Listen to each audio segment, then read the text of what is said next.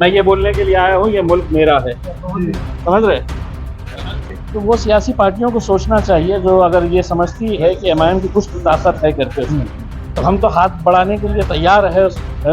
आप कब तक हमारे ऊपर ये इल्ज़ाम ठोकते रहेंगे, हमारे सर के ऊपर ये ठिकड़ा कब तक आप फोड़ते रहेंगे कि हमारी वजह से आप हारते हैं या कोई जीतता है करके।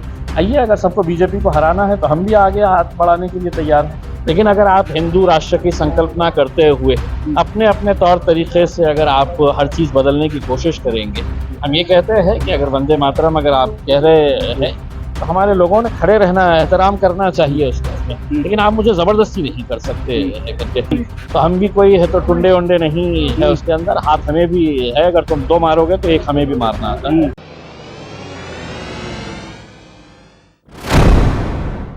हमारे साथ मौजूद हैं एमआईएम के मेंबर पार्लियामेंट इम्तियाज जलील साहब।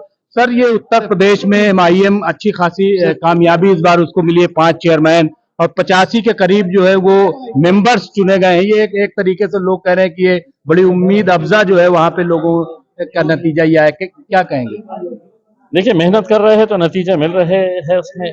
कहीं पे कामयाबी मिलती है, कहीं नहीं मिलती है। जहाँ नहीं मिलती है वहां पर और मेहनत करते हैं उसमें, और इंशाल्लाह आगे और भी मेहनत करते रहेंगे उसके अंदर। पाँच से दिल नहीं भरा है हमारा, ना पेट भरा है, इसके अंदर और चाहिए हमें। नहीं सर, ये बिल्कुल सही है, लेकिन जो अभी पार्लियामेंट का इलेक्शन होगा लोकसभा में, उसमें क्या ये चूंकि एक उम्मीद बंधी है, अभी तक तो ये था कि मेहनत करते रहने का है उसमें, कोई भी सियासी पार्टी करती है और हम भी मेहनत करेंगे। हमको यकीनन एक हौसला, एक उम्मीद जगी है कि वहाँ की आवाम को धीरे धीरे एहसास हो रहा है कि मजलिस की तरफ उनका रुझान जाना चाहिए करके, और उसी का नतीजा है कि हमें वहाँ पे कामयाबी मिली। सर, एक चीज है कि लोग ये समझते हैं कि अगर एमआईएम को चाहते तो बहुत हैं, आपको भी चाहते हैं, ओवैसी साहब को भी चाहते हैं, लेकिन उनको लगता है कि कहीं ऐसा ना हो कि हमारे वोट खराब हो जाएं।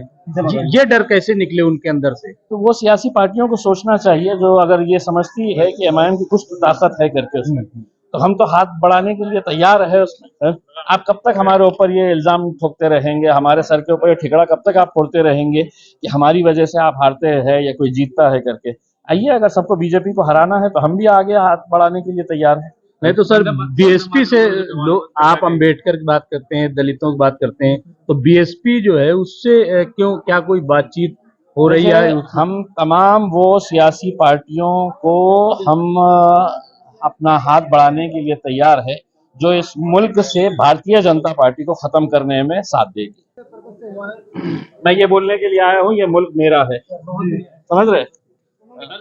उनसे ये बताया गया है कि देश का जो राष्ट्र गीत है वो जन गण मन है, और जब वो बचता है तो हम पूरे एहतराम के साथ, पूरे इज्जत के साथ हम खड़े रहते हैं, पूरे फख्र के साथ। गर्व होता है हमें कि हमारे देश का राष्ट्रगान है।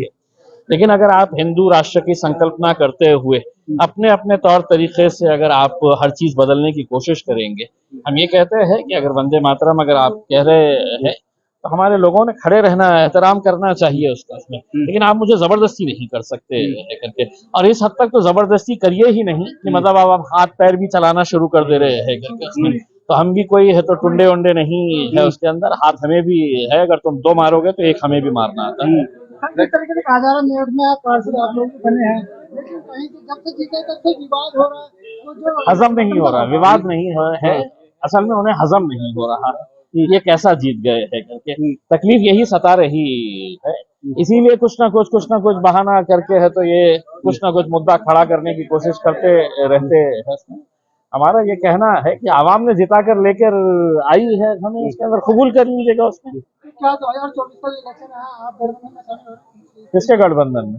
जो भी भारतीय जनता पार्टी को जो भी हराने के लिए तैयार है हम उनके साथ में। अभी जो संसद का उद्घाटन हो रहा है, तो उसमें एक ही पार्टी होगी आज के बाद से नरेंद्र मोदी साहब ने ना तो महिलाओं के सम्मान के बारे में बात करना, ना आदिवासियों के सम्मान के बारे में बात करना, क्योंकि जब आप बात करेंगे तो आप झूठ बोल रहे हैं मोदी साहब। अगर आपको सही मानों में सम्मान देना है तो भारत की जो राष्ट्रपति है, हाँ, उनके हाथ से आपने इसका उद्घाटन कराना।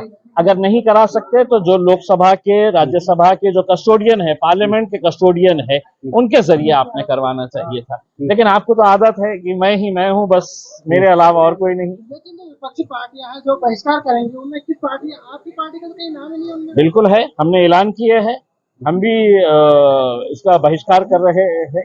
जो 21 पार्टी दिखाई जा रही है उन पार्टियों में आपका नाम नहीं, पार्टी का नाम नहीं जोड़ा जा रहा। देखिए वो नहीं जोड़ रहे हैं, वो उनकी तकलीफ है उसमें।